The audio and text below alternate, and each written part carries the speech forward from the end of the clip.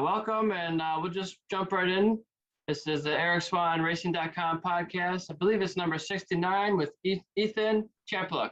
And you have a coaching program, Coach Chapluk, as well. And it sounds like you've been coaching a lot of high-performance athletes for a while now. And so I just wanted to talk to you, get your perspective, and maybe learn something from you.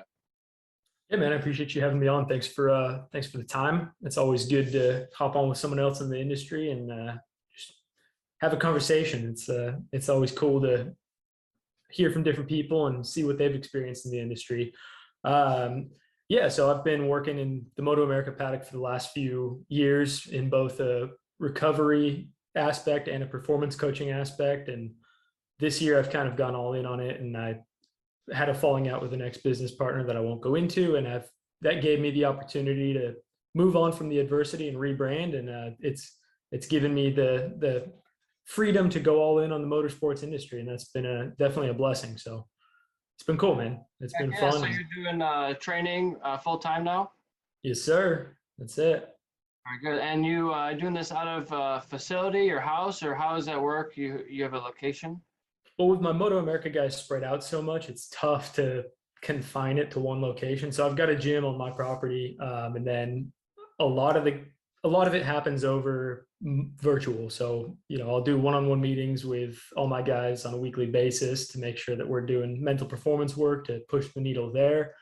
And then I've got an app that I use to make sure that they're doing the right stuff physically and keep the ball rolling. And I keep a close eye on them, because a lot of racers, you guys are, you got a few screws loose, obviously, if you're hopping on a bike going 100 plus, 200, almost 200 miles an hour sometimes. So a lot of these guys have the tendency to overwork themselves. So I've almost kind of got to convince them that it's good to take a step back and recover and rest a little bit. And, for the long-term duration of the season, it's critical. So what is overworking? Is that a real thing? Absolutely. Can you overwork yourself? Absolutely. It's not.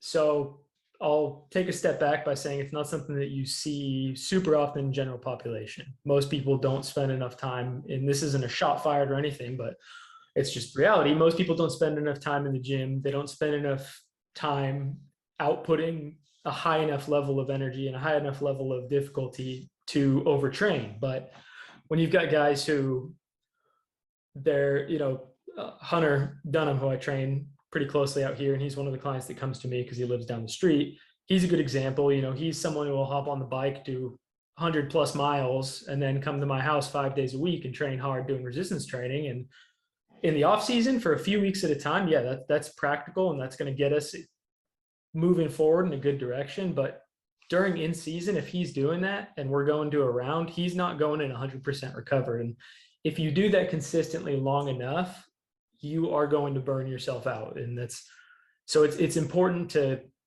no matter what level you are, honestly, it's important to have a taper in your performance program. It's important to build in that rest time. My general rule of thumb is for every 4 weeks you're pushing hard, take 3, 4, 5 days of light activity, not time off, because it's a good way to kill your momentum, but light activity. Active recovery, right? That's it. You nailed it. So there was a point where I was trying to work out every single day, and my rest day would be active recovery, where I just went out and did 5-10 miles easy on the bicycle, and I thought that was okay. Not pushing it too much, but you can still do too much when you're doing that and working out every day. You can push it too much. It's okay to have a rest day, and sometimes those rest days are just as important as your working out days. 100%. I like to think of it. The reason a lot of these guys don't like taking rest days is because they think of it as time off. It's not time off at all. You're putting time into recovering and making sure that you're at full capacity. So if that's something that any of your listeners struggle with, is taking time off, reframe that in your mind. You're not taking time off. You're filling your cup. Sure. And so you do this virtual training. So you can help anybody in the world, really, from where you are. You don't have to be in their state or city or anything. Don't even have to be in their country. Talking with a few guys in Europe right now, so that's been cool. You're just using virtual conferences, Zoom calls, and phone calls, I think, things like that.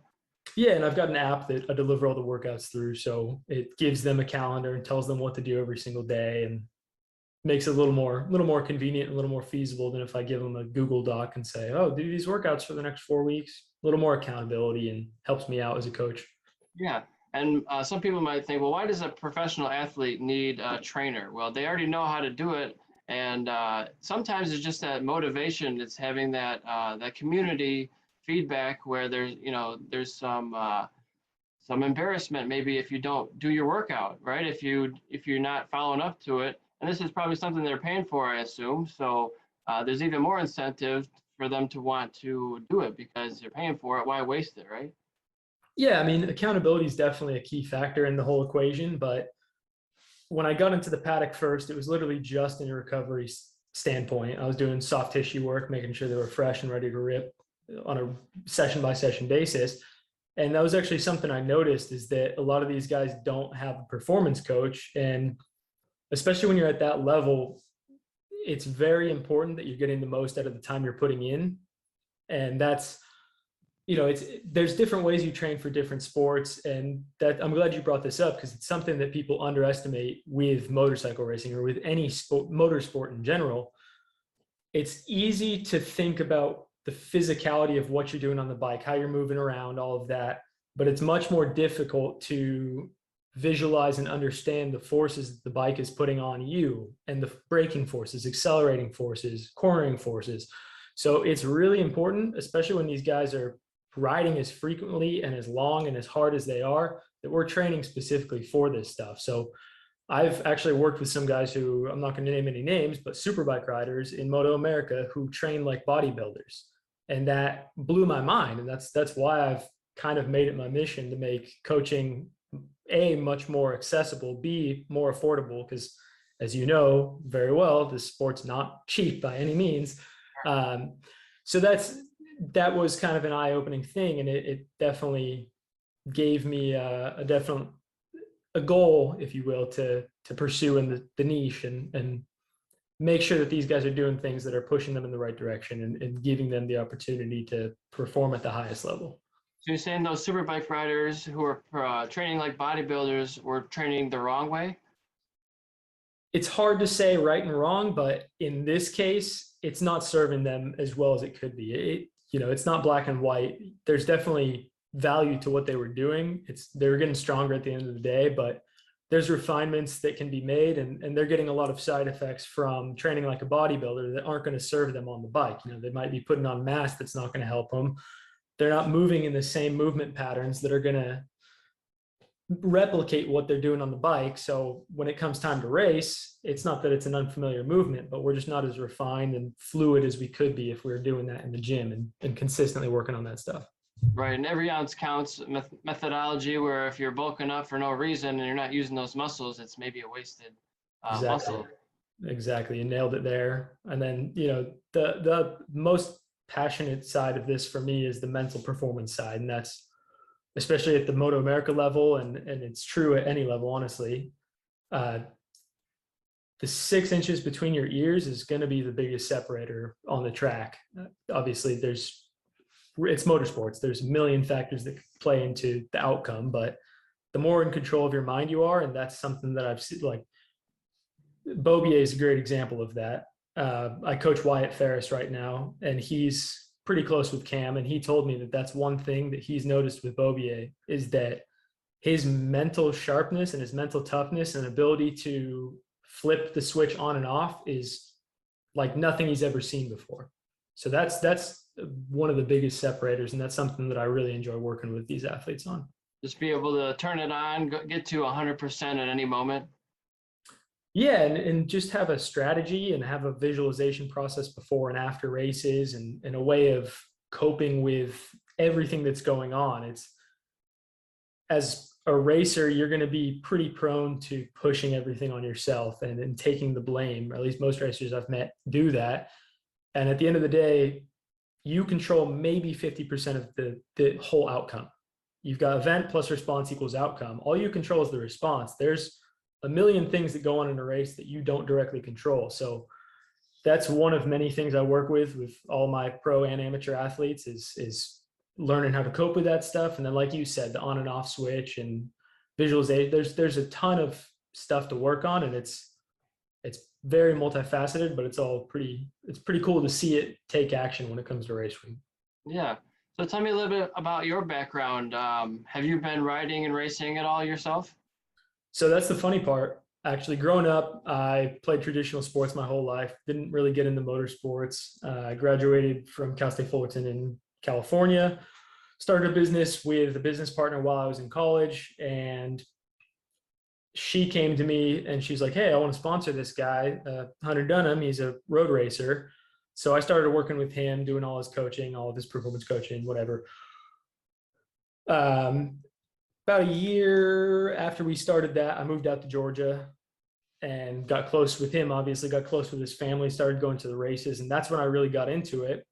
And it was actually, I almost feel to a degree, it was an asset of mine that I didn't grow up riding. I've ridden dirt. I'd ridden dirt bikes in the past at the time. I'd gone out to the desert with my uncle and, probably had a couple too many beers to responsibly be on a dirt bike. And I don't recommend it, but, it happens. And that was probably honestly my only riding experience until I got into the paddock and I started getting passionate into the sport and started getting into motorsports. And like I said, I almost feel it served me because I had no preconceived notions of how you need to do things and how you need to train. And it forced me to look at the best people in the sport and focus on what they're doing, and then take my background in performance coaching and my degree in kinesiology and really try and mesh it all together and find out, what's a scientific proven way that we can attack this sport in a training manner that's going to help these athletes succeed at the highest level.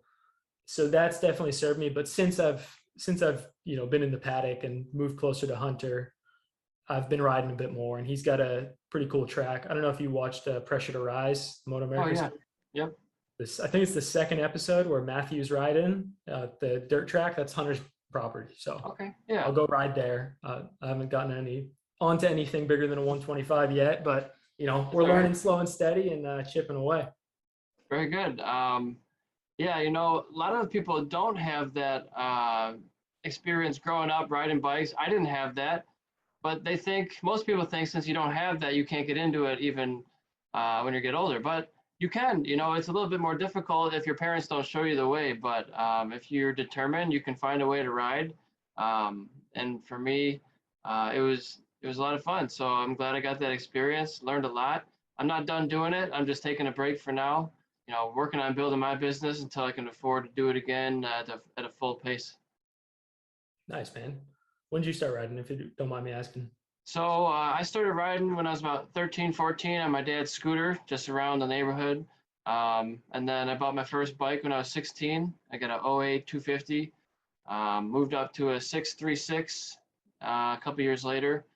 And then I got arrested for speeding. So I went to the racetrack. I stopped riding on the street, and it was racetrack ever since. So did a full season of track days, found out I was faster than people who are already racing. So then I went racing, won a couple championships in novice, went up to expert, and I got second place in like a dozen novice championship or dozen expert championships.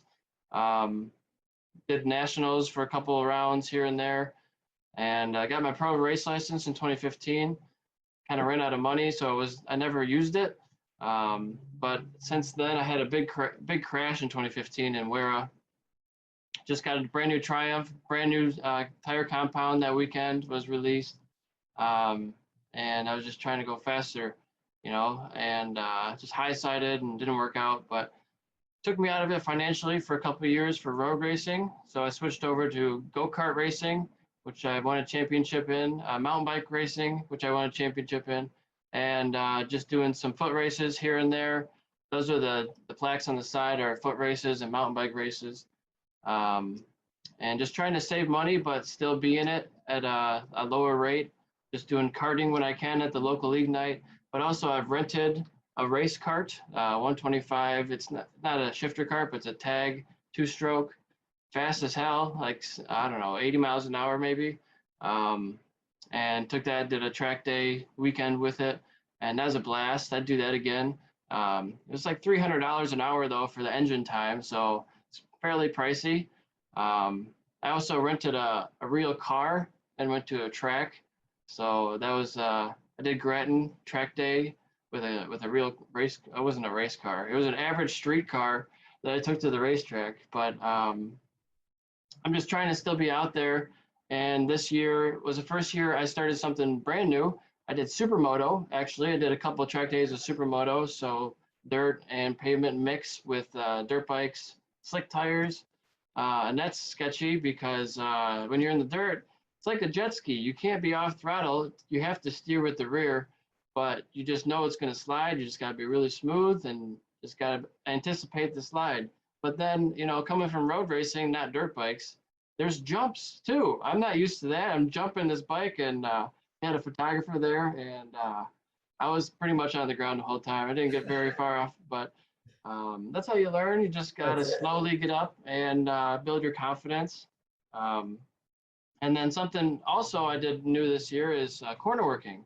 So I'm a track marshal for race control, flagging and communication, they call it F&C, for CCS, ASRA, WERA, and Moto America. So I did 8 events this year at 7 different states, all around the Midwest mostly, but I went down to Florida and Alabama, to Pennsylvania, Michigan, Wisconsin, Illinois, Ohio.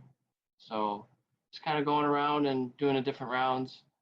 Did Daytona this year, was my first time down there, so that was pretty cool for the CCS Race of Champions. And then Grand National Finals at Barber was pretty cool to be at.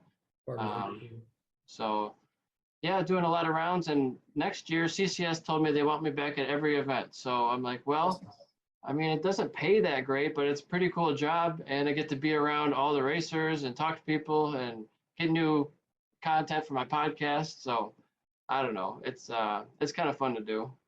Yeah, the proximity to the sport, I mean, it can't be beat. It's invaluable. And if you're passionate about it, like you obviously are, I mean, as soon as you stop doing road racing for one reason or another, you switch to 4 other kinds of racing. So yeah, it's cool to hear that you're finding a way to stay involved in the passion. And I think that's good advice too, to anybody. Like if you've got something you're passionate about, do whatever you can to be around it. That was, looking back on my journey, that was the biggest thing that made the pivot in my life and my business, is just going all in on what I was passionate about. And that was motorsports. So it's cool to hear that you're doing that.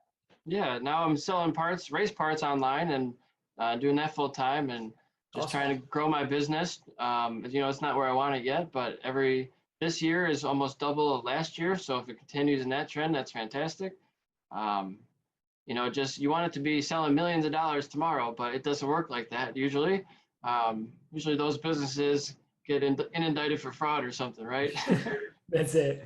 And that's, I learned that lesson the hard way. It took me, my first business, honestly, if I'm looking back, wasn't profitable for the entire 5 years we were running it. It was just hanging on by a thread. So it took me 5-6 years of beating my head against the wall and learning things the hard way to get to a point where it's moving forward and making good progress. So that's, it's not quick by any means, but it's fulfilling doing your own thing for sure. I'm sure you relate with that. Yeah, it's hard if you work for a corporate company where you can't really make any changes. You want to make things better, but there's just so many barriers or walls. So, this is great that you can do everything yourself. And that's also the problem. You have to do everything yourself. It's a love-hate relationship. In the end, I think it's the way to go. Right now, it's just a lot of work, and that's not a bad thing. You get to make it the way you want it. It's just every single thing is you have to make a decision on. There's a lot of decisions to be made, and I've been dealing with QuickBooks lately, trying to get accounting all up to date, and oh my goodness, I'm so behind, and I'm just trying to catch up and going through all the emails for the last 2 years, like 1,400 emails I'm going through, just trying to make sure like everything's in there. Like, why didn't I do this before? I should be doing this on a monthly basis. At a certain point, it's like, if you want to start delegating things, what can you eliminate, right? So you want to get rid of the things that are unnecessary. So I stopped doing a few things for a while. I'm like, do I really need to do this? Let's see what I can get away with not doing and still have everything function properly. Well, that was one of them that I would say I need to do more often, going through that folder. So just doing all the things you need to do, keep up with your taxes and accounting and billing, and it's important. Yep. The not so fun stuff, but we got to do it. That's for sure. So are you a one-man team? Tell me about your operation a little bit. Yeah. It's just me right now. Essentially, I just started this new business 6 months ago after the previous business fell apart. So I spent 5+ years coaching, and a few of those years was spent coaching motorsports athletes. And that was kind of just as a passion project. But 6 years ago, business fell apart. Partner and I disagreed, split ways, and that kind of opened the door for me to go all in and focus on motorsports. And that's so it's just been me so far. Still do some consulting work on the side, and still do a good amount of general population clientele, which I honestly I enjoy, and I accept general pop clients all the time. It's fun to work with them, and that was what my background is in. But but as I already mentioned, the focus has shifted to motorsports, and that's definitely gotten more of the ball rolling, and it's been a game changer for sure. So do you train for all sports? Are there certain sports you shy away from training people for, or is it trying to stick more towards motorsports? The main focus is motorsports. I've got a couple baseball athletes I work with. One of them has, I think his dad just sent me the most recent number. He's got like 75 D1 offers, which is nuts. Yeah. Funny enough, though, the one sport that I steer away from is hockey, because I grew up playing it and I burnt myself. I played all the way through college, burnt myself out of it. Can't even watch the sport anymore. Don't want to train athletes in it. I'm just done with hockey. Yeah. So I gotcha. So no more hockey for you, but everything else on the table. that's it, man. Okay. And if somebody else wants to actually get some of your services, how can they get in contact with you?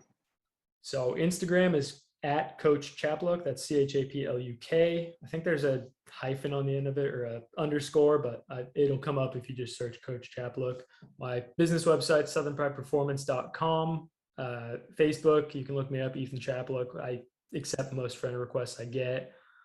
Email, coachchapluk@gmail.com. So any of those places, inquiries, whatever, I'm pretty quick to respond on most platforms. Okay. Very good. About how many clients would you say you have right now? It's one-on-one. I've got over 10 pros I work with, and then I've got a handful of amateur guys as well. Group coaching, I'm actually just working on a program right now. It's a road racing accelerator program, so it's meant to kind of be like a more affordable entry-level solution to getting performance coaching for road racers. It's a 90-day program, and that's more of a group coaching setting, plus kind of a prefabbed workout with some customizations depending on who you are and the experience levels. But so between those two, it's good handful of clients, but you know how it is. We're always looking to keep growing, and it's a slow, steady process, but Sure. always taking on more clients right now. Any females, or is it all male clientele right now? I've got a couple females that I've talked with recently who are kind of weighing their options between the road race program or the one-on-one coaching. So we'll see. And then I've got a couple in the Moto America paddock that I'm talking with during the off season and seeing how I can help them. Might lead to me just bringing them on as a sponsored athlete. I'm not sure yet, but Sure. So I don't want to give away all your secrets because that's highly classified, I'm sure. But what tips could you give some people who are looking to train for a Moto America, or just motorcycle racing or riding in general? What would you steer them towards and away from? Yeah, so like I mentioned earlier, as far as the physical aspect, if you're doing typical bodybuilder stuff in the gym, or you're just doing cardio, I definitely recommend you pivot that a little bit. Try and train more like an athlete. What I mean by that is move all joints through all ranges of motion, constantly be moving in a flowy pattern. As far as the physical training itself goes, you should be focused more on lateral movements than just basic squats. And then the most important thing is invest time and energy and focus into your mental performance. Too many people out there believe that you cannot shape or you cannot grow your mental performance.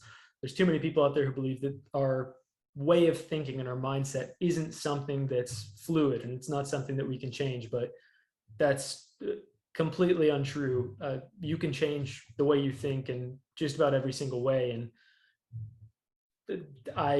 there's a lot of good starting points, and there's a lot of good resources online. But if you hit the point where it just feels like too much, then I honestly do recommend employing a coach, whether it's me or somebody else who's an expert in the field. It's you're going to get, especially if you're looking to make the jump from amateur to a semi-professional, professional series, the return on your investment is going to be tenfold, as long as they're not some clown who's charging an arm and a leg, which unfortunately there's too many of in my industry. But Sure. So I guess what sets you apart from some of the other guys in the industry?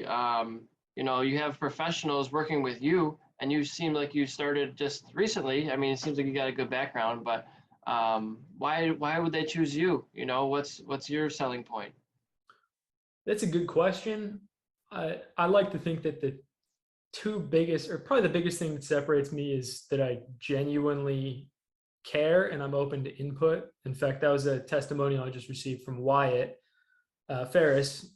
He just told me that it's great to have somebody who actually listens to what the difficulty points are and shifts our focus of coaching based on that. So that was a good compliment, and that's something that I do feel is a strength of mine. And then, I'm like I mentioned, I'm at this point all in on motorsports, and it's pretty hard to find a motorsports performance coach who's handling all three of those aspects. The nutritional side, the mental performance side, and the fitness side. And you see it in maybe Drive to Survive, the F1 guys. They've got their performance coach that works one-on-one with them. But that's something that I feel is unique in a way, is that I've got a system in place and a structure to how I coach that allows me to take on a good number of clients and not charge an arm and a leg. And I'm sure those F1 guys probably get a salary from them to only work with them, but Yeah. It's the care plus that whole holistic view of the athlete. And then, the understanding of the sport, seeing it from the outside. I resonate with how expensive the sport is, and I it's part of my mission to make it more affordable and more accessible through my coaching. Yeah, that's awesome. That's good to hear. And sounds like you're becoming an asset to the sport. I appreciate that very much, man. It's been an honor to be a part of the Moto America paddock. And a quick shout out to both the Dunhams and Hunter Dunham Racing. They housed me the first 2 years in the paddock and kept me, fed and gave me a place to stay and travel with them. And then this past year, I was fortunate enough to be under the Westby Racing paddock or rig rather, and that's been a cool experience. And Chuck Giacchetto, Ed Sullivan, all those guys over there, all the crew, all the athletes there have just been nothing more than family at this point. So it's cool to see how tight knit the sport is, and it's been a blessing to stumble my way into it and go balls to the wall to figure it out as best as I can and become the best motorsports performance coach specifically to road racing as of late that I can be. So it sounds like you'll be at all the Moto America rounds next year, in person, in the flesh, and helping out riders. Do you do sports massage or anything like that? Yeah, so you nailed it. I'm at every single round. I'll even be at Daytona this round, even though it's not an official. I don't think it's an official Moto America race. I think they just took it over from AMA or from whoever. Was it AMA before? CCS, Azra. Yes, that's right. That's right. AMA stepped up. So yeah, I do soft tissue work during the weekend. So I'll do my coaching sessions. I've actually got a team that I coach for as well there. It's still in the works, so I'm not going to divulge any more details. I can't say who it is yet. Under wraps. Yeah, exactly. But so I dedicate a good amount of time, pretty much the main portion of my day while riders are actively on track, to soft tissue therapy. So that includes percussion therapy, cupping, scraping therapy, and some trigger point manipulation. So just making sure they stay fresh and treating any acute injuries as best I can and doing what we can. It's tough when you're fighting a bike that wants to kill you at sometimes, but ice packs and biofreeze. Yeah, ice packs, biofreeze, and as good a massage as I can give them with my tools. And you can't probably prescribe pain medicine, just get swift kick in the ass and get back out there. Pretty much, that's it. They can go to Dr. Jim for some limited pain meds, but nothing crazy. You can't. And I don't think you can ride on the hard stuff. yeah, then you can't ride after a certain point, I would assume. Yeah, exactly. But there's a huge precedence of riding injured nowadays and riding with broken bones, sprained bones, and missing bones, I'm sure. What is your thought of all that? I'm glad you brought that up, and it's funny you ask it, because most people who are in a practitioner standpoint, especially if you're working with general population clients, the proper thing to do is to urge them, you need proper rest. But the position I've been in these past few years, that's not a reality. It's not a reality of the sport. And while obviously I'm going to advocate that you take the proper time and steps to heal, especially if you're a professional at the professional level, sometimes it's not an option for you to just skip around because you fell and broke some ribs, or you fell and sprained your ankle, or whatever the injury may be. The injuries that I would say you shouldn't mess with at all, if there's anything internal organ wise, I don't advocate riding on that, because you fall again and hit it and you could hemorrhage something and it could become fatal. And then obviously we've only got one brain, and it's tough to heal up to the level it started at. So if you take a spill and go lights out, best practice is to go to the doctor, make sure you're getting scanned, make sure you're clear for a concussion, and take the time as needed. But when it comes to the acute injuries, where most probably soft tissue therapists would say, no, I'm not going to work on you because you're hurt, I got to work on them. Like, it's not an option. They're not going to stop racing, so I might as well do what I can to make sure they're healthy and ready to rip. Yeah. And so if you're knocked out, is that always a concussion, or is that depends? It's not. And it's funny you bring that up as well, because that's something that the main athlete that got me into the sport, Hunter, deals with.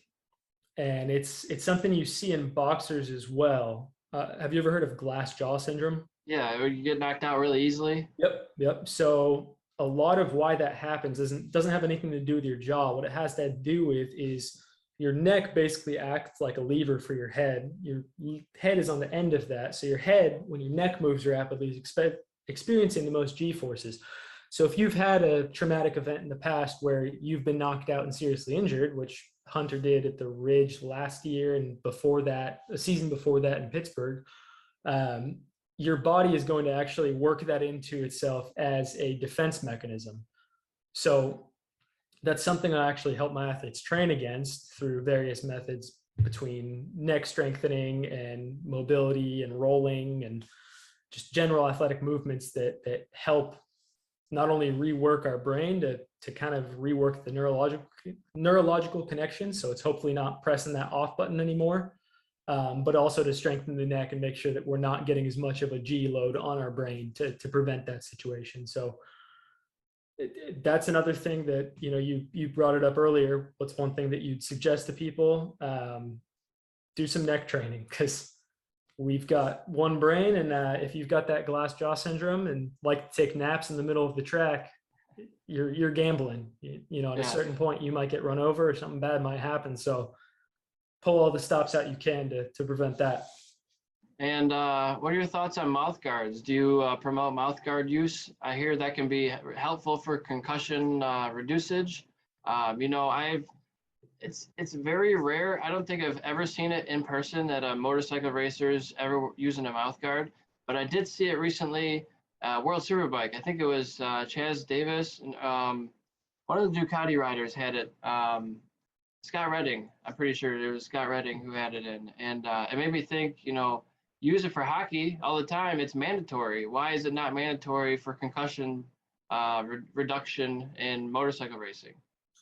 I honestly don't have a concrete answer to that. I'd be interested to see. I know for a fact that the helmets are definitely a little more restrictive on your jaw and give that extra support to your jawline, and the helmet technology for motorcycles is a lot better than for hockey. The glancing technology. Hunter's Arai helmet saved him probably more time than one. Ben took a couple spills this year and walked away unscathed. So the helmets are unbelievable. But yeah, I'd be curious to do some more research on that and look into it. if I had to, make a guess at it, make a stab at it as to why it's not more common practice or commonplace, one, I think it's kind of like the history of it. Nobody's done it before, so it's kind of like that pride thing. Like, no, I'm not going to wear a mouth guard. Yeah. And number two, there might be something to the helmet design. It could be that with the strap being so tight and the helmet being so form-fitting, you're not getting that same jaw clacking that the mouth guard prevents, and that might be why it's not necessarily as useful in this situation. So I'd be curious to look a little more into that and give you a better answer, but that's my best stab at it right now. Yeah, for sure. Makes sense. So I want to get back to your schedule a little bit. You said you're doing all the Moto America rounds. Are you doing any other rounds for Moto America or CCS or ARMA or anything like that? It's something I'm trying to get into. I'm trying to kind of break into more race series and sign more athletes at those levels, as the stepping stones to Moto America, if you will. So that's once I've got the athletes there, I'll make my best effort to be there and provide support there. But it's kind of funny. I feel like I broke into the sport at the highest profile as far as road racing series. And that's, I've kind of found my place there. I do have motorsports athletes in other racing disciplines. I've got a couple NHRA guys I work with. I've got a couple legend car drivers that I work with. So I'll go to the local rounds there and support however I can at those series. But yeah, I mean, if I've got the athletes and I know that I've got a need there and people who are going to come see me, I'm going to do my best effort to be at more races for sure. So it sounds like you do some car drivers, and you got to really train their necks to be really strong, because just going around in the local carts for a couple hours, oh my goodness, your neck is just so sore. You don't realize the muscles that you use in a car just driving. The G-force is incredible. It's unbelievable. It's like we talked about with the bike earlier. I mean, the forces that these vehicles put on you, it's not as much about you putting force on the car itself. Granted, there's exceptions to that. You got to be able to manipulate the steering wheel, and especially if you're looking at the F1 guys, the leg strength and core strength and upper body strength they need to depress those brakes at a full level is unbelievable. I mean, they're some of the strongest athletes in the world without a doubt. But yeah, I mean, the need to have proper anti-rotation and anti-external forces built into your workout programs is huge. And I'm sure they do a lot of balance work and like standing on balls and certain things with medicine balls, throwing them around. That probably helps a lot. Oh yeah. Anything you can do as far as just general athleticism and challenging your brain body and building that connection is going to be critical. For sure, yeah. I like following a lot of different series like World Superbike, MotoGP, Formula One, IMSA. I had an opportunity to be at IMSA Petit Le Mans corner working, but it was a volunteer only position, so I decided not to go fly down from Michigan to Georgia for that one. But yeah, it would have been fun. It's a nice track. That was what, last weekend? Is that going on? Yeah, just past weekend. Yeah. Brazelton's awesome. That's a beautiful track. It's our home track. I'm probably 90 minutes from there. Not far at all. Yeah, I was there. Been there racing a couple of years. I think I raced there 2013 or 14. So it's a nice track. Oh yeah, it's definitely my goal as I continue to progress in my business to get on a bike and race the tracks that I've been to so many times. For sure. Now you know the layout. It's now time to pull the trigger, right? Oh man, I'm still gonna have to do a lot of practice and visualization work before that, but yeah, absolutely. So something I do is something. It's not iRacing, but online esports. It doesn't have to even be online with people, but racing with a simulator. I got a sim set up in my living room with wheel and pedals. Yep. For cars, and it's got something called force feedback in it. So it's extremely strong. You can't do this with one hand. You got to have both hands on the wheel. It'll rip it out of your hand if you hit, a wall or something, or lose. Sometimes if you just lose control of the car, it's like, oh, you can't hold on to it because it's just going the wrong way, and you're losing the car, and you just got to restart or start from the back, and now you got damage. You got to, fix your car. It's extremely realistic. You got to start your car, and then hit the ignition. And then you got to turn on your lights for different things. It's, every single setting you can change. and you put it up to 100% aggressiveness and 100% skill, and good luck. Oh yeah, and that's something I actually have here as well. It's part of my setup, and there's a lot of practical applications, whether you're a motorcycle racer or car racer. Even if you're just doing car racing, down the line, eventually I want to have a motorcycle sim, but they're 20 grand, 25 grand to get a good one. So that's a little out of budget right now, but the practical applications, the strategy work, the biggest thing, I've got something called the Tacobi 5. I don't know if you've heard of that. I haven't. Yeah. So you have not? I have not. No. Okay, so it's an eye tracker. So you put it on top of your monitor and it'll point at you. So while you're doing the racing, it'll actually track where your eyes are focused. So I'm working on trying to implement that into my local guys or anybody who comes out to my facility to, make sure that even if you're a motorcycle rider, we're still going to do car racing, but make sure that your eyes are focusing in the right spots and working on all that stuff and building your peripheral vision up. So it's cool. It's cool how good the technology is and how much of a practical application it can have even from your living room. I mean, it's amazing. Yeah, I would probably get marked down for staring at the time gain or loss per lap. Oh yeah. Your lap time, because I'm always staring at my plus or minus. Where am I? I know. I need a crew chief at that point. Like, come on, get in the radio. Get my fiance behind me, calling the times out. Like you already kind of know if it's a good lap or not, but you always I kind of notice myself looking at it probably a little too much. Oh yeah, it's tough not to. For when I do it with the athletes, I'll turn the whole HUD off and just tell them good luck. Well, that's a good idea. Just turn it off and make them just use their brain. Or are you forcing them to be inside the cockpit, or can you be third person behind the car? Or how is it set up? If we're using the wheel, I don't like doing the chase view. Might as well be in the cockpit, even if it's a little touchy as far as the mechanics. The whole thing with any training mechanism is we want to be as specific to our actual game time as we can. So it wouldn't make sense for me to have them racing in a chase cam and train their eyes to look where they can't look in person when they're doing the racing. So do you have multiple screens or just one in front? I've just got one big ass screen. There you go. 43-inch monitor. So I'm just one right now. I'm just using my living room as a setup. It's not built out or anything crazy. I'm using the Assetto Corsa Competizione, but I'd like to get the iRacing one eventually. Yeah, I've heard good things about iRacing for sure. I've used Assetto Corsa as well, and then when I want to have fun, I'll hop on F1, enjoy that. Oh yeah. Hop on F1 with your buddies and do a competitive or cooperative season, and it's a blast running team events. And yeah, those cars are so much different from the GT3 or GT4 classes. Just the aerodynamic advantage is incredible. It's unbelievable. I couldn't even imagine getting in one of those. You got to be careful though when you get into slow speed corners, because you don't have that same advantage. You lose some advantage when you get below like 60 miles an hour. It goes away, or gets reduced at least. Oh yeah, that's the scary thing about those. I saw a video where a guy, he'd done some racing in the past and had some experience with it, but he got to hop into an old F1 car, and he was saying that not only the G forces on trying to get the full brake pressure, slamming his head down into the corner, so by the time he can pick it up, he's already at the corner. But in addition to that, I mean, even the ability to compress the brake pedal, he was maybe getting to 60%, and the guy monitoring his data was like, wow, that's really good. It's like, oh, well, what do the F1 guys get to? Oh, 100. Yeah, that's really good. I did it once. Yeah, didn't even probably have his neck strength strong enough to withstand that stuff yet. 2 laps and he was gassed. Just another level. It really is.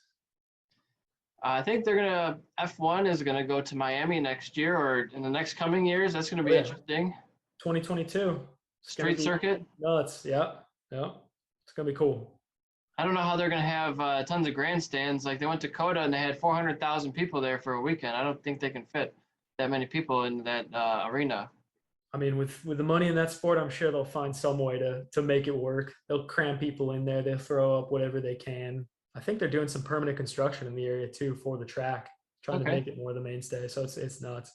Nice. But it'll be cool to see the sport more in the U.S. For sure. Have at least 2 rounds this year. Yeah, no, I just meant as far as the exposure. We need more motorsports in the United States. It's something that's not as mainstream. And it's funny. People look people from general population or who weren't raised on motorsports will look down on you if you're a NASCAR fan, and they're like, oh, well, what are you, like a redneck? Like, no, if you learn about motorsports, it's unbelievable. And it's the intricacies set it apart. Yeah, and now this year, NASCAR is doing more road circuits instead of ovals, so it's kind of being more road racy. And I like that more. I watched part of a NASCAR race this year. I usually never watch any NASCAR because I don't care for the oval so much. Right.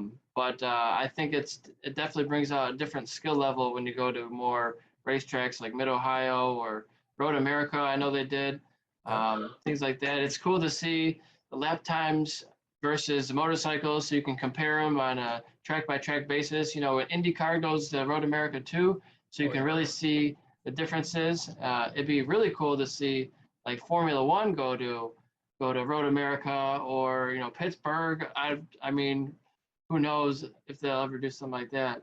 I don't think there's near enough grandstands at Pittsburgh I was going to say for a Formula One race, but they'll you never cut know. down like 80% of the trees to accommodate the F1 demand. Well, they did just cut down a whole bunch of trees near the back kink at Pittsburgh. Corner worked over there this year, and they just cleared out a whole huge section. So maybe it's coming. Who knows? Yeah, that's true. Could happen. What U.S. track would you like to see a bigger series come to? Is there anyone in mind that you? Because Daytona seems awesome, but that's not how FIM homologated with the barriers. Yeah, that's a good question. Let me think about that a little bit. So I haven't been to Loudon, or not Loudon. It's near Loudon. It's in Connecticut. Ben Galati just went and raced there. It's a newer track. I don't recall the name of it off the top of my head. Oh man, that's gonna bug me. That's one of them that, from all the pictures and all the videos I saw, was stunning. Absolutely beautiful track. It's not going to come to me, so I'm not going to linger on it. Otherwise, I'll sit here for 5 minutes, or I'll have to look through my social media feed to try and find it. That's fine. What else? That's a tough one. It's kind of funny. On the flip side of that, I was kind of astonished to see. Actually, I've got an answer after I finish this thought. On the flip side of that, they did a good job of it, so I'll give Moto America full credit for making it happen. But we went to Brainerd this year for the first time in a long time for a national event. And when we showed up to do the testing, I mean, it was the only thing that everybody there for the testing could think was like, there's no way this is going to be national ready in time. And, credit to them. They did a great job putting it together in time, and it worked out as an event. But back to your original question, I want to see Indy be a consistent series for Moto America, because we went there not this past season before, and that facility was phenomenal. It was it's golf course in the middle. Oh, beautiful. Yeah, I've been there a couple of years. I worked the MotoGP event. I think it was 2013, 14. That's awesome. And I was vending Alpine Stars boots out of the garages. Didn't get to watch a ton of the racing, but it was cool to walk around and hang out. Oh, yeah. Downtown Indy, that's a party scene, man. That's everything's going on down there. Bikes revving, burnouts, and sushi and food, all kinds of beer tents, and you got stunt riders. But people say that Indy layout isn't great for passing. I don't know. I mean, it's such a great facility. Some people might want to repave it or change the layout, but I say race it as it is. It's a racetrack. I mean, you got passing zones. People say, oh, turn one's not a passing zone. Well, I mean, you can pass in any corner. Depends how big your balls are. It might not be good for exiting the corner if you pass there or anywhere, wherever you want to talk about, but you can get it done if you try hard enough. Yeah, I think part of the issue, at least in the Moto America series, from what I've heard, was, it was in the midst of COVID. So credit to Indy, credit to IMS for dealing with a difficult situation. But there was a lot more diligence when it came to enforcing mask rules than it was to getting out to riders on the track. I might be in hot water for saying that, or might be an unpopular opinion, but I think that was a part of it. I mean, that's where Matthew Skoltz got injured there. That was his severe leg break. Hurt his knee, yeah. Yeah, knee and leg is gnarly. And it was all kind of stemmed because Trevor Daley went down and he had an oil spill, and the diligence wasn't there to flag it and check and make sure. And I think they even went through one lap and people were pointing at the spot, didn't stop it. And then unfortunately it led to an injury. And, I think that's one of the things Motor America does well, is that as beautiful of a venue as it was and as fun of a racetrack as it was to see those bikes rip on, and the history there, unfortunately at the time the safety standards weren't up to the needs. And not to say car racing is not dangerous, there's different dangers in every single sport, but stuff like that is at the utmost importance with motorcycle racing, because the margins are so fine on what could be a minor crash versus a serious injury or fatal crash. And so I got some interesting insights. I'll tell you about, I learned from corner working. Every organization operates different. Every racetrack operates different. They're all different companies.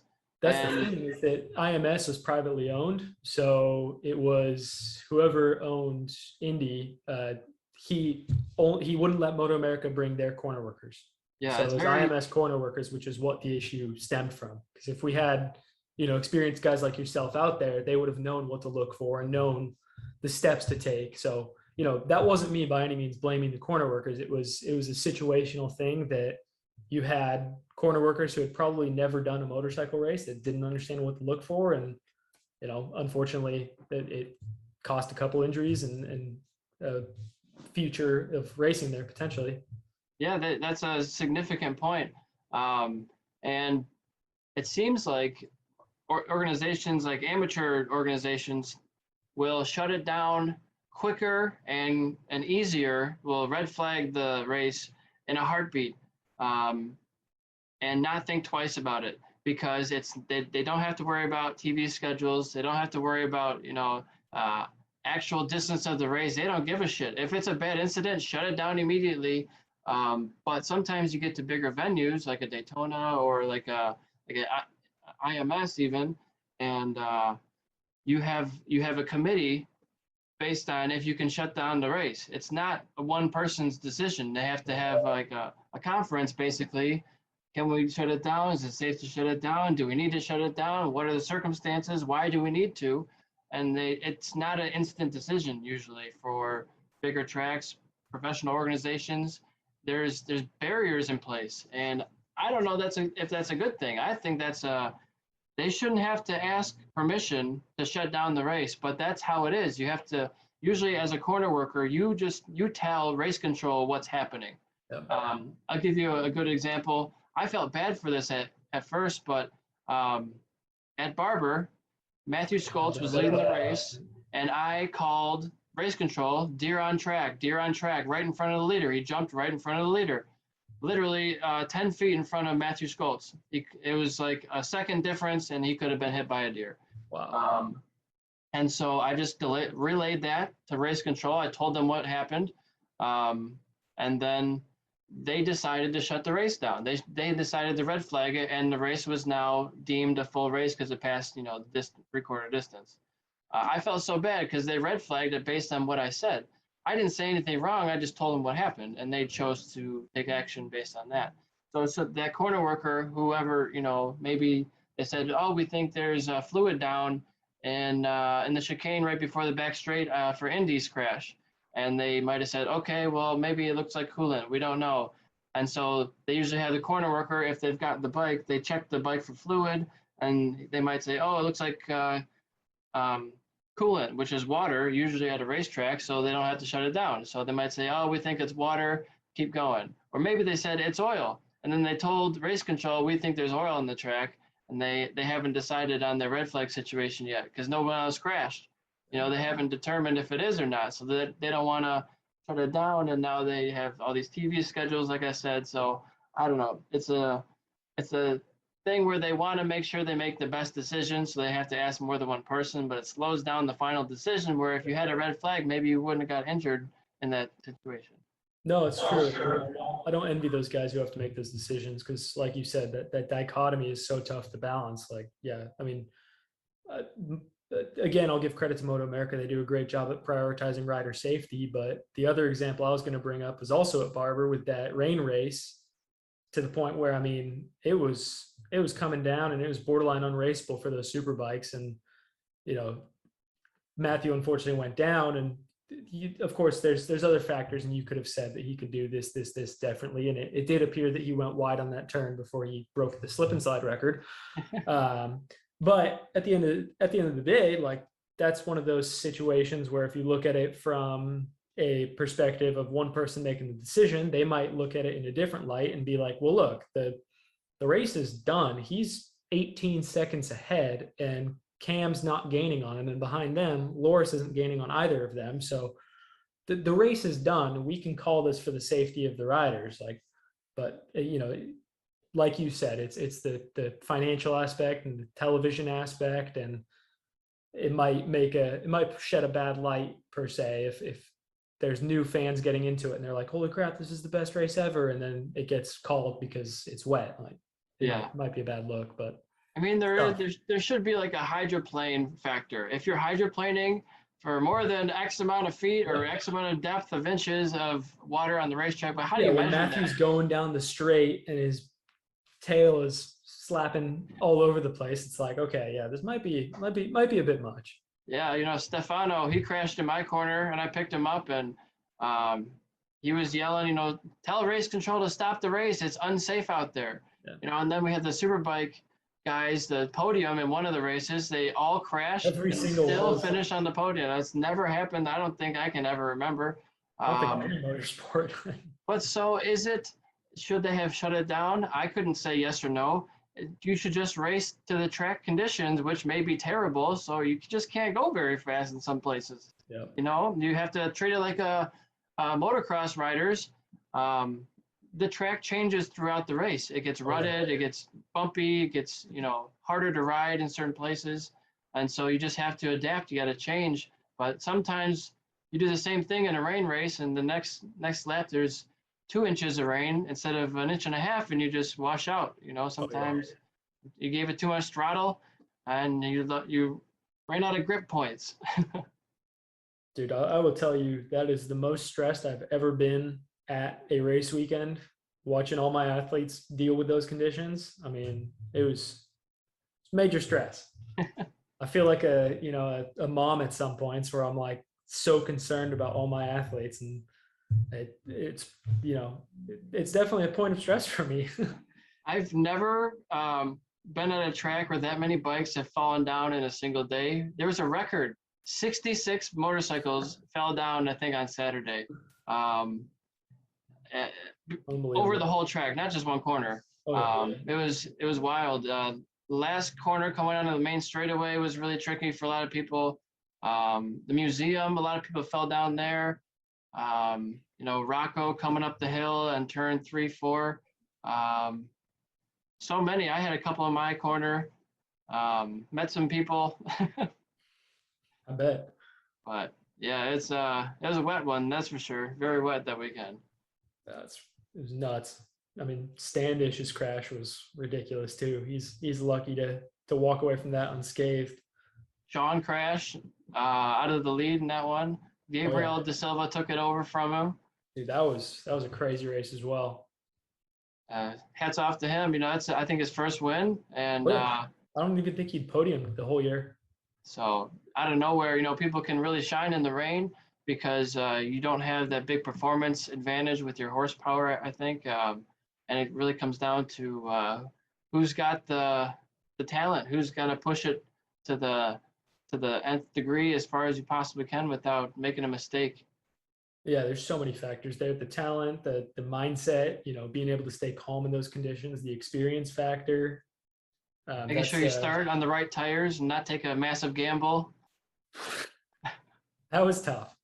That was a tough one to see. I do recovery work on Josh, and I was bummed to see that weekend not go so well for him. It could have worked. Hey, you never know. Yeah, no, exactly. He took a gamble, and you know, from an outside perspective, it was kind of easy to say, like, what the hell is he doing? Because it looked like it was going to be coming down nonstop, and it unfortunately panned out that way. But yeah, from his perspective, you know, he has a lot more experience on the track than probably most spectators, if any spectators, and he might have seen something and experienced something in the past that led him to make that decision. But Yeah, not that tough day. one. I heard him going around and I was like, what's wrong with him? Is it Yeah. actually sounded like his traction control was just going crazy. It was because it was just spinning up everywhere.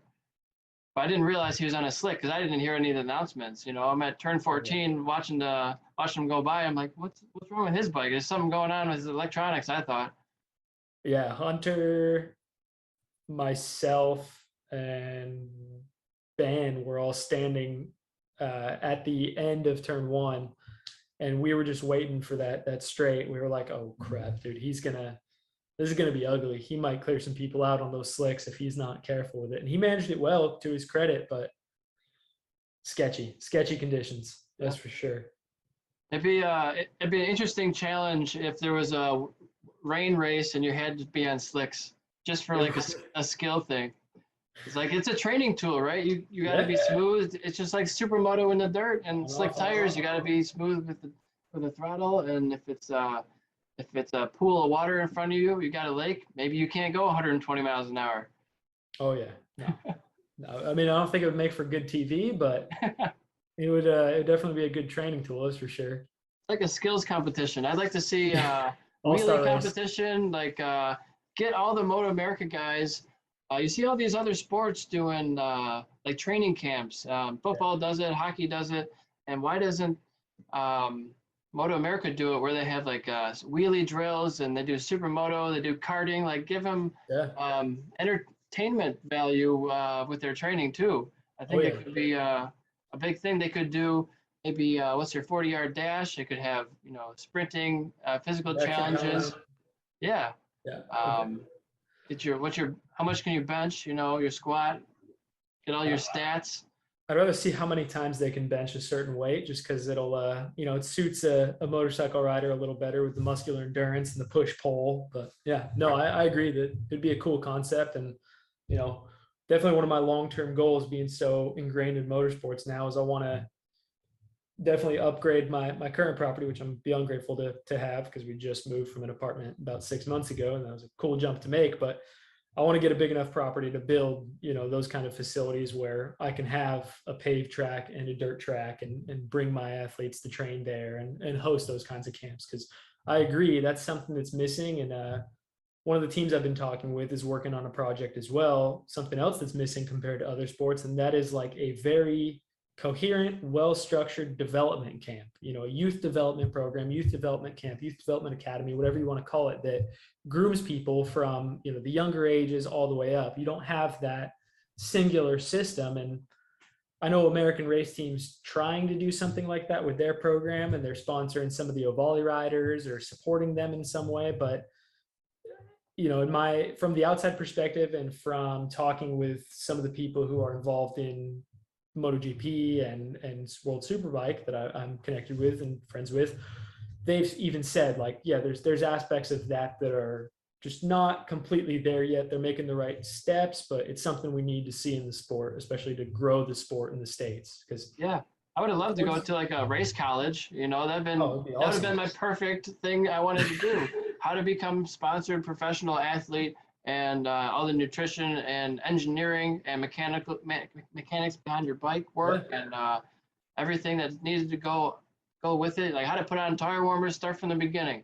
I think that'd be very beneficial. Something like VR46 Academy mixed with Colin Edwards boot camp, mixed with a corner spin boot camp, mixed with Coach Chapluk, training work. So something like that would be pretty good. Alert, that's something that's theoretically in the works right now. It's something that I've been talking with the team about, and I'm going to be a small part of that initiative, but it's something it's in the process of coming to fruition. It's going to be a while, I'm sure, and it's all about hammering out the structure and the facilities and finding out a proper way to do it. But that's definitely something that's in the works, and I'm grateful to be small part, albeit, but a part of that project nonetheless. So it's going to be cool to see. And, when I have more details, I will, when I'm allowed to share them, I will definitely do so. But in the meantime, it's something that's, it's in the works.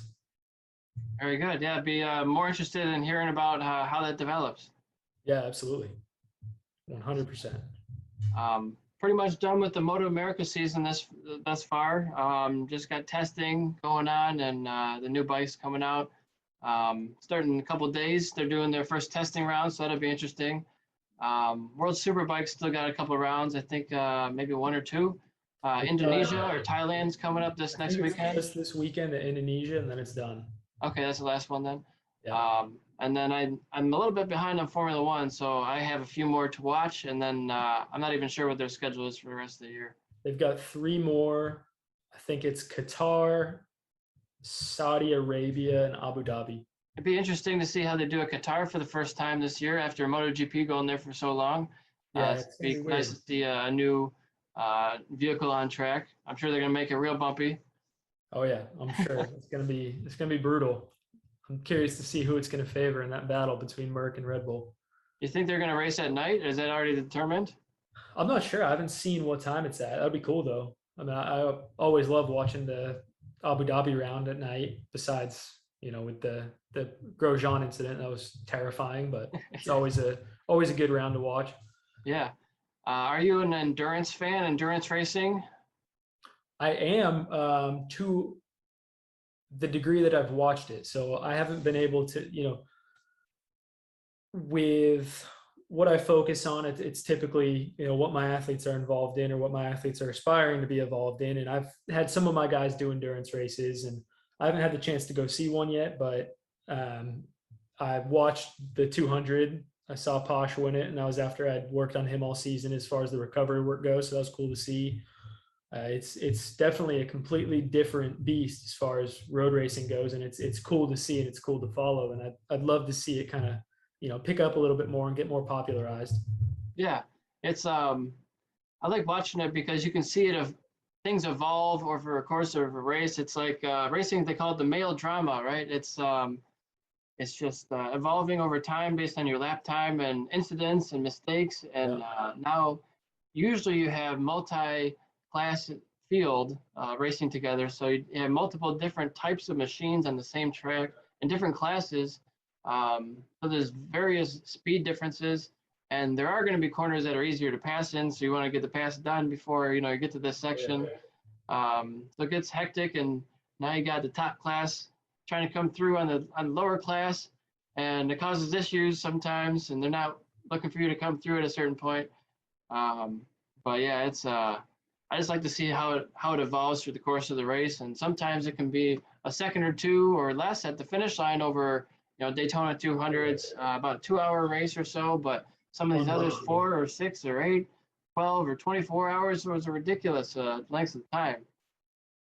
Yeah, it's fascinating. It's cool to see. That's one of the reasons I enjoy F1 and NASCAR so much, is seeing the pit strategies, and that just adds that other layer. And it's, I think it'd be cool. I think Moto America is actually moving towards it, incorporating more of those format races into their series as well, with them acquiring the Daytona again. But I think it would be cool to see kind of more of a mix where you've got the majority of the calendar is still sprint races, but then you've got 2 rounds, 3 rounds a year that actually count towards the points, whether it's in a lesser manner or whatever, that are sprint races, because then, or not sprint, endurance races. It'd be cool, and I think it'd bring more interest in, and it highlights the team aspect a little more, which is something you don't necessarily see as much in these sprint races. Yeah, I like that. I know my opinion about the 200 is that I think, even though CCS has done a fantastic job, that it should be run by a professional organization. Everybody at CCS absolutely hates that they stole it from them, basically, and I totally get that, and it makes sense. And really, it's going to cost more for the competitors to enter. So I don't know if it's a good thing or not. However, it's probably going to bring more viewers to the sport, to the event, which is a great thing. And you already have an international following. So it wasn't bad before, but now I think it'll just be elevated even higher. So maybe you'll get some World Supersport guys coming over and doing the Daytona 200, because it'll have even better coverage. So I hope that it just grows it, and that it doesn't inflate the cost too much for the entrance. But there's still a $175,000 purse paid out to 40 positions. So like I'm sort of considering racing this event because like I'm gonna hopefully finish within the top 40, and you get some money back. I mean, at least you get your tires paid for or something, right? Exactly. So yeah, it'd be really cool to see them do a 2 hour or 4 hour race for Moto America that's sanctioned by them. Maybe have a couple, maybe have a small endurance series where a couple rounds a year that you're already going to, you do an endurance race on a Thursday or Friday or a Saturday or whatever day, um, and add that in as a separate championship for some of the classes. Um, Maybe they're already doing too much racing. There's not a whole lot of downtime as it is. There's now baggers that are getting more involved. There's the juniors and the SVs, or not the SVs, but the Twins Cup. Um, and now they're changing up the rules in the 2022 Super Sport program quite a bit. And that's got everybody up in arms. But again, you got to stay with what the world's doing. It might be nice if you had like a super basic, super stock 600 program that would be stripped bones, bare bones, everything, the lowest cost possible. And then you keep the new FIM super sport class that has all the new rules. That's going to be, another $15,000 into your bike to be competitive with the camshaft upgrade and your engine compatibilities and probably electronics. I haven't read their full rules package, but I know that to make a 600 competitive with a Ducati, it's going to take some work. It's not going to be cheap or free. Oh, it's almost going to cost as much as a superbike program, unfortunately. But I mean, like you said, it's important that they keep up with the times and keep similar with other more successful, more widely known racing series. But I mean, we could literally have another podcast on what we think Moto America should do to expand their presence. And it's like you said, it's something that they need to continue to do, because the only way we're going to make racing more accessible is to rebuild the sport and make it what it once was in the AMA days, where you've got 5-6 factory rigs and then 6+ support teams on top of that, and then you've got the privateers beyond that. Like, the sport's definitely, unfortunately, a long way from where it was in its heyday, and it's growing, and it's encouraging to see. Since I've been in the paddock, it's grown every single year and the viewership has gone up. But like you mentioned, there at a certain point there's going to have to be some out of the box thinking or some slight pivots here and there.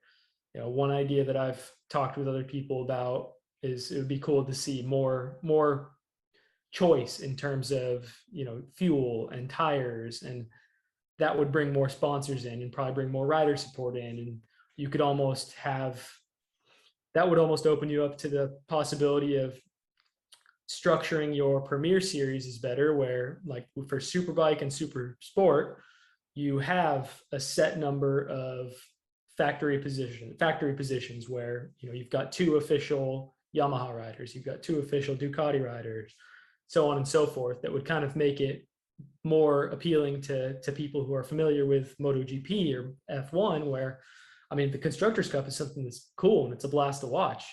And if you're clever with how you do it, you could still have privateers in those classes, and they just wouldn't count towards the Constructors' Cup, but or they could be in a privateer cup of their own. But I think there's definitely lots of conversation to be had about the things that could be done to make the North American series a little more not even interesting, because it's plenty interesting, it's phenomenal racing, but make it a little more marketable and a little more accessible to riders trying to break into the paddock and break into the sport. For sure. Something that's always been on my mind is you have to make some sort of fundamental change in how people are introduced to the sport, because in America, you go into school, elementary school, and you play games outside, and none of them are racing. Right? None of them are motorsports, at least. Some of them are racing across the playground. I race you to there, I race you to here, sometimes on your bicycle, but then it's not promoted at all. Like, everybody gets into soccer and hockey and football, and those are the main sports. But motorcycles or motorcycle racing, or it would be minis at that point. Mini racing and supermoto, I think, is the way of the future. Those ovales, and even riding, XR 150s and whatever, XR 100s, whatever it is at that age, 150s, 250s, or Ovalis are great places to start for kids. And I think maybe mini racing is the way to go, because there's a place next to my house 2 miles away that all my friends do mini racing. They got 50s, and they put slicks on them, and it's a local go-kart track. And my buddy runs a track time organization for minis and supermoto called Great Lakes Supermoto. And he'll rent out a track, and then he'll sell it all to us, just like a normal track day guy. So we'll buy, I did a supermoto track day this year, and it was $70 a day. That's nothing, for an entire day. It was like maybe 10 to 5. So not an entire full day, but you still got a lot of hours out there. And it was great. You get a lot of time, and it's very cheap. The barrier to entry is all this expensive. You got to buy a $10,000 motorcycle, and you got a $2,500 trailer, and then you need a generator and tire warmers. You don't need that with supermoto. You don't need that with mini racing. A brand new 2021 50cc Honda is like $1,600 off the showroom floor. You put some tires on and maybe some different handlebars, change your ergonomics if you need to. You're looking at $2,000 to get ready for mini racing, which is the cost of maybe a hockey season or some travel soccer. I'd say it's probably a tenth of the cost of a season of hockey. Depends what level of hockey you're playing. Exactly. If you're in-house, then that's about the cost of a hockey season. If you're going travel, that's a great point. So not too bad. And then the events, events are $70 a day, and they do it every other Sunday. And some of them are practice open track days, and some days they're starting to do. I don't know if they've actually done any race events. I think most of it's just track days, but I think they're going to start to do some race events. And I did a mock race. That sometimes they just shut it down for a second and get everybody off, and they'll do a mock race. Yeah. And that's fun too. It's not really a race for anything. It's just a practice race. See how you do and how you stack up. Sometimes you think you're hot shit, and then you go out there and do a race, and you're dead last. It's humbling, I'm sure. But, it's always fun, and I'm just learning. It's my first year ever on a supermoto, so I'm going out there on a borrowed bike that I don't even own, and hoping I don't throw it down the road. And it always feels different when it's not yours, but sometimes you just gotta get over that and ride the damn bike. Absolutely. But you got used tires on, and you don't want to change the tires. You don't want to pay for tires or anything. So using used tires that should be changed already, and no tire warmers. So you got to be careful the first couple laps, because you're not usually heating up your tires all the time. That's something I found that was unique from karting, is there's no tire warmers in karting, at least when I did it. And so you gotta go out there the first couple laps and realize you're not going to be stopping very well. Your tires have no grip. You're going to go into the corner and slide 8 feet from the apex where you thought you were going to be. So just prepare for that and realize you got to warm them up every time, because your tire pressure is going to fluctuate so much and your grip levels change. And on the kart that I had a radiator. I had to open up the flap to make it hotter, and close the flap while I'm racing, while I'm going around the track. I got to find the little thing and go like this, and make sure I'm looking at the temperatures all the time to keep it in the right zones. So it's a lot of things you got to think about. Yep. A lot of stuff people don't realize when they're looking at motorsports from a outside perspective. But. For sure. So we're about 1 hour and 20 minutes right now. Is there anything else on your mind you wanted to talk about?